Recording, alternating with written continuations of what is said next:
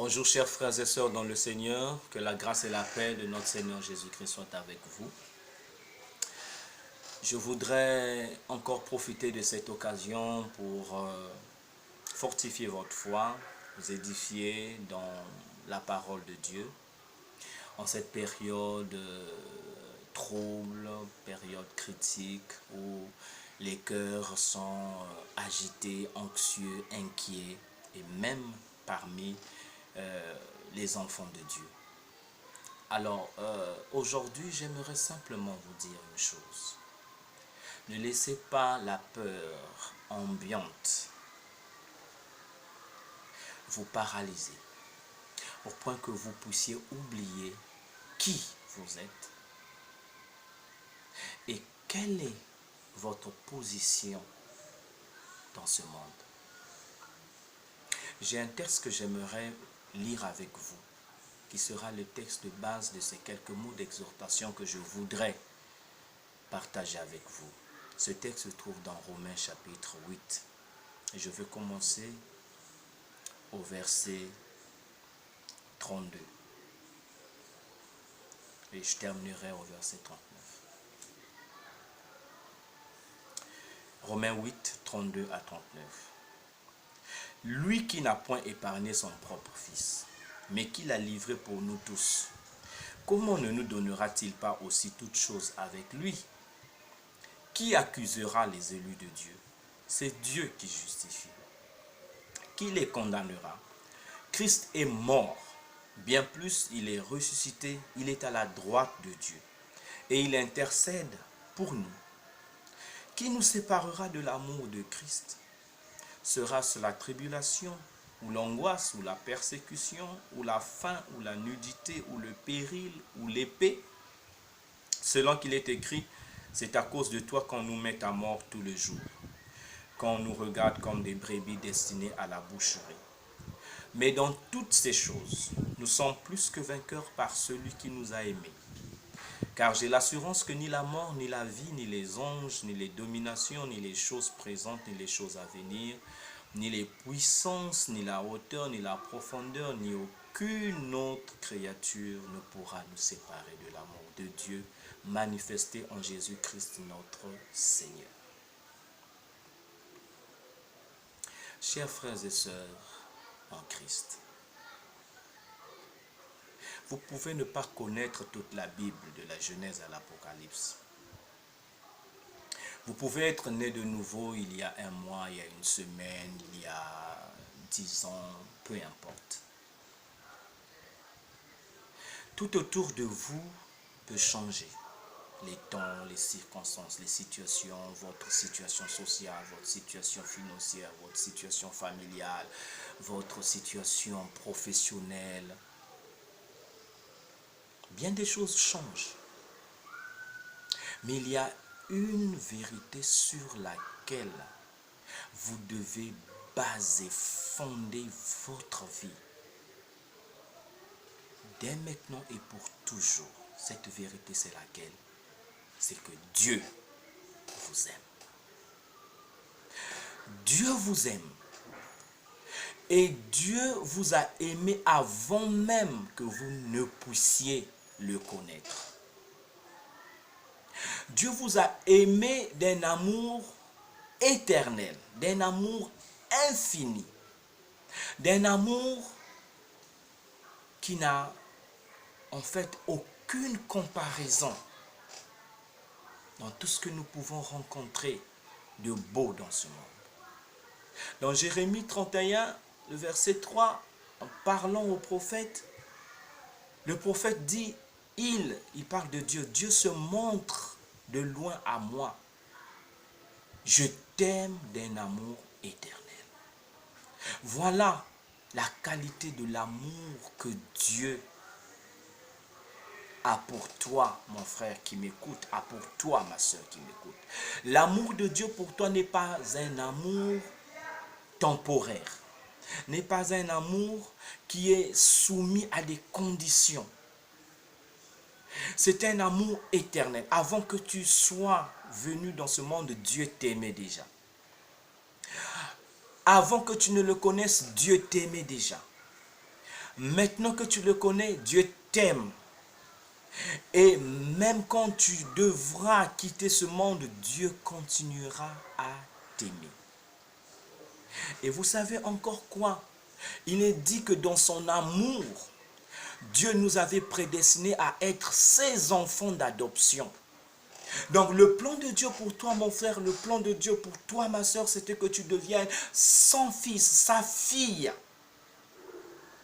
Il l'avait déjà prévu par amour. Et l'apôtre Paul, dans Romains, le chapitre 8, le verset 5, il dit, le chapitre 5, le verset 6, il dit, mais Dieu montre son amour envers nous en ce que lorsque nous étions encore des pécheurs, Christ est mort pour nous. Est-ce que vous comprenez cela? Ce n'est pas parce que tu as fait quelque chose de bien que Dieu t'a aimé, non.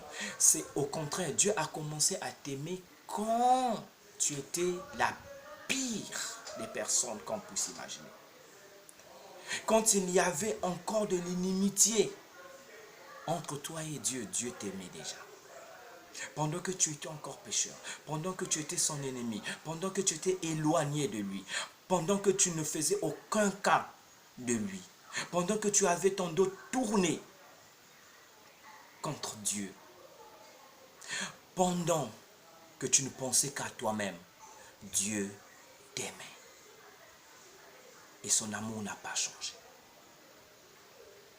Aujourd'hui, pendant que tu traverses ce moment de confinement qui crée en toi de l'angoisse, qui crée en toi des soucis, des inquiétudes, tu te poses la question, peut-être aussi, Dieu m'aime-t-il encore? Pourquoi Dieu permet-il ce qui se passe aujourd'hui? Mes chers frères et sœurs, l'amour de Dieu n'a pas changé. La foi chrétienne n'est pas du triomphalisme. On entend beaucoup de messages aujourd'hui sur les réseaux sociaux, voilà, sur YouTube. Des messages qui sont encourageants, mais des messages aussi qui font penser que, en fait, notre victoire, c'est lorsque Dieu nous délivre des épreuves. J'aimerais vous dire autre chose. La foi chrétienne n'est pas du triomphalisme. La gloire de la foi chrétienne n'est pas dans le triomphalisme, c'est-à-dire que Dieu nous préserve du danger, que Dieu nous préserve de tout malheur, que Dieu nous protège de telle manière que aucun malheur ne peut nous toucher. Non. La gloire de la foi chrétienne, c'est son caractère indestructible. Ça veut dire quoi? Que la foi chrétienne subsiste aux épreuves de la vie. La foi chrétienne subsiste aux difficultés, aux souffrances que nous rencontrons. Et dans le texte que je viens de lire au début de ce message, il est dit quoi? Qu'est-ce qui nous séparera de l'amour de Dieu? Il y a une question qui est posée. Qu'est-ce qui nous séparera de l'amour de Dieu? Et beaucoup de choses sont citées ici. Sera-ce la tribulation ou l'angoisse au verset 35 du Romains 8? Ou la persécution, ou la faim, ou la nudité, ou le péril, ou l'épée, et aujourd'hui on peut ajouter, ou le Covid-19? Qu'est-ce qui nous séparera de l'amour de Christ? Voyez, toutes ces choses qui sont citées, la maladie, la mort, la nudité, la privation, la guerre, mais aucune de ces choses ne peut nous séparer de l'amour de Christ. Et au verset 37, écoutez bien ce que l'apôtre Paul dit. Il dit, mais dans toutes ces choses, nous sommes plus que vainqueurs par celui qui nous a aimés.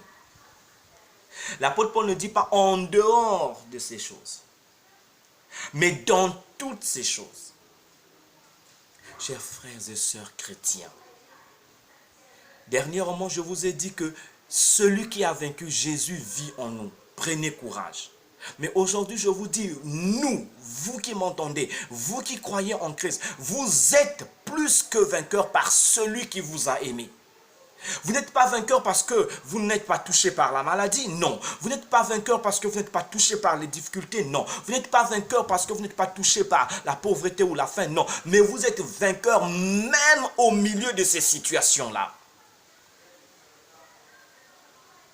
Nous sommes plus que vainqueurs dans toutes ces choses. Tu es malade, tu es plus que vainqueur. Tu es aujourd'hui privé d'argent, privé de moyens de subsistance. Par celui qui t'a aimé, tu es plus que vainqueur. C'est cela la parole de Dieu, c'est cela la gloire de la foi chrétienne. Et l'apôtre Paul ajoute, car j'ai l'assurance que ni la mort, ni la vie, ni les anges, ni les dominations, ni les choses présentes, ni les choses à venir, ni les puissances, ni la hauteur, ni la profondeur, ni aucune autre créature ne pourra nous séparer de l'amour de Dieu manifesté en Jésus-Christ notre Seigneur. Mon frère, ma soeur, il n'y a rien dans ce monde qui pourra te séparer de l'amour de Dieu manifesté en Jésus-Christ. Le Covid-19 ne peut pas te séparer de l'amour de Dieu. La mort ne peut pas te séparer de l'amour de Dieu. Les démons, les puissances sataniques ne peuvent pas te séparer de l'amour de Dieu. Avec ce que nous voyons aujourd'hui, les gens ont tendance à donner de la valeur, de l'importance à ce qui est mal, aux puissances du mal, et Satan s'en réjouit. Mes chers frères et sœurs, Satan n'a rien à voir avec le peuple de Dieu. La puissance que Satan a aujourd'hui, c'est celle que nous lui donnons. C'est celle que toi tu lui donnes. Tu n'as pas besoin de le glorifier dans ta vie.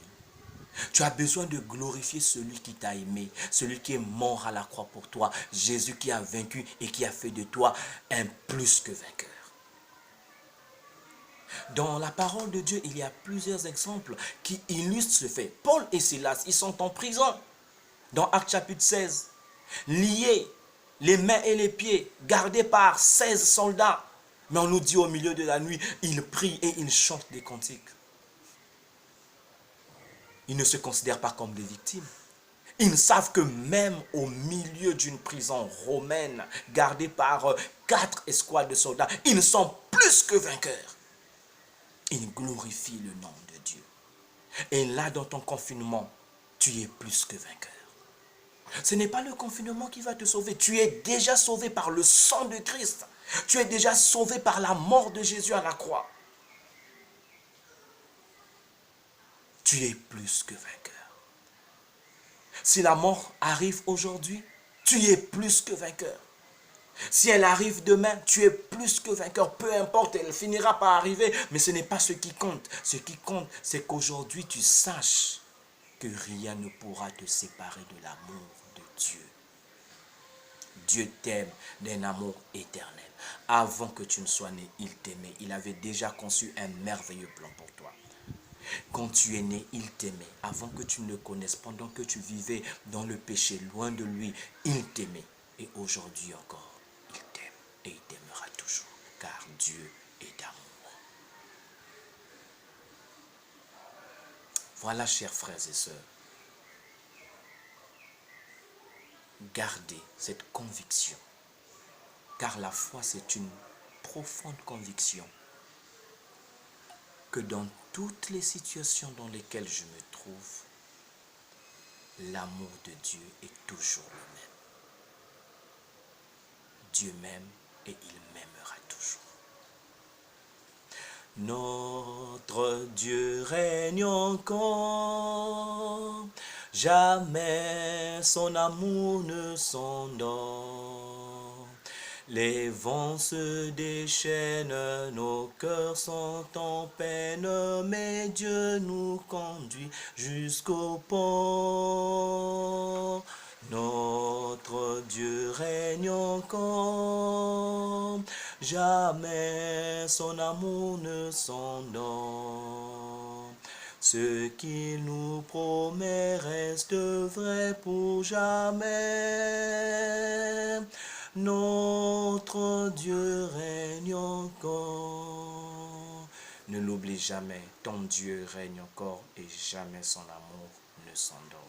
Son amour est éternel, il est pour toi, il t'aime, il t'aimera toujours. Que Dieu te bénisse. Amen. Seigneur, bénis mon frère, bénis ma soeur, bénis tous ceux qui ont écouté ce message. Et continue à parler dans leur cœur. Rassure-les que tu les aimes. Rassure-les qu'ils sont précieux à tes yeux. Rassure-les que rien dans ce monde ne pourra les séparer de ton amour. Rassure-les qu'il n'y a aucun fléau, aucune puissance, aucune force qui existe et qui puisse exister dans les siècles à venir qui soit capable de les arracher à ton amour. Merci Seigneur. Que ta grâce continue à inonder dans nos vies, à abonder dans nos vies.